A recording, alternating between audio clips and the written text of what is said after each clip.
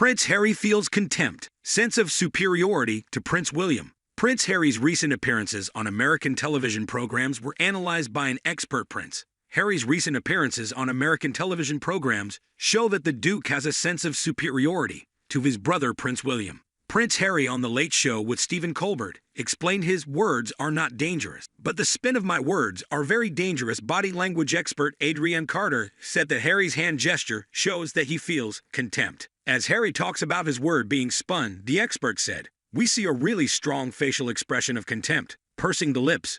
Contempt means I feel superior, and I really don't like what I'm seeing or hearing." The expert said that Harry's smile while talking about William's baldness also indicated that he feels superiority. We see a really telling clue from Harry's facial expression when he talks about William's baldness. We see the one-sided half smile. That means I feel superior. I'm better than. He's quite proud of the fact he isn't as advanced bald as his brother, he added.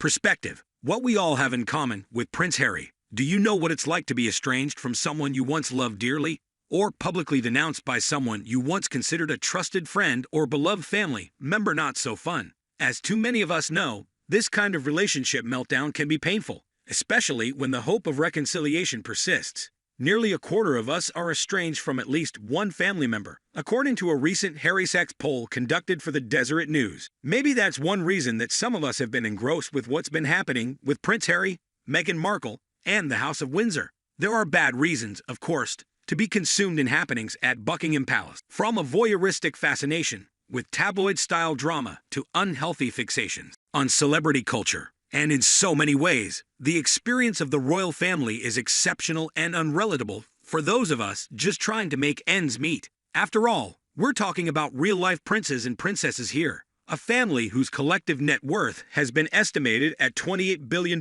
In other ways, though, the Duke and Duchess of Sussex are living out universal struggles as they grapple with the residual effects of past trauma, especially the untimely death of Harry's mother, Princess Diana, and how to respond to tensions bubbling over in their most important family relationships. The possibility of reconciliation always exists, but Harry and Meghan have very publicly made a different choice, one with momentous consequences for the future of their most precious relationships. For those out of the loop, Prince Harry recently completed what the Washington Post called a full broadside against Buckingham Palace through interviews to promote his new book, which followed a Netflix series and an earlier interview with Oprah Winfrey. The allegations raised range from the serious to the silly, such as Kate Middleton being reluctant to share lip gloss with Meghan and insinuations that Meghan gave better hugs. Previously, Harry and Meghan suggested that racism was influencing the royal family, which had been especially troubling to the Queen. Among the more incendiary accusations recently is that members of the family have been actively feeding negative stories to the press,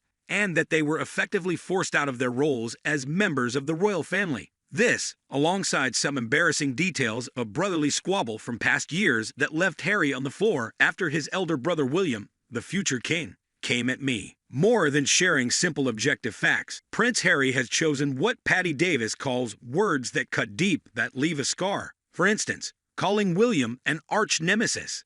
Adds the Atlantic writer Helen Lewis describes it. Harry's anger oozes out of every page, with the publicity push reflecting the true quality of a family quarrel, repeating decades-old grievances, and marked by an unquenchable thirst for the last word. In the wake of so much toe-curling detail, a British broadcaster and friend of the Duke for 20 years, Tom Bradby, asked Harry why he was revealing the most intense, most intimate moments of his life and laying so much of the blame at his family's door, and why he was burning his bridges and had deployed a flamethrower against the royal family. Harry's pushback was rapid and curious. None of anything that I've written is ever intended to hurt my family. Rather, he insists his aim was simply to give a full picture of the situation. However noble the couple's true intent may be, the heart for their loved ones in the bullseye is real. There's a long and painful history of public denunciation of family being framed as an act of noble truth-telling. At its far extreme, memoirs such as Julie Jang's Red Scarf Girl detail how denunciation of family members was a building block of the brutal cultural revolution in China.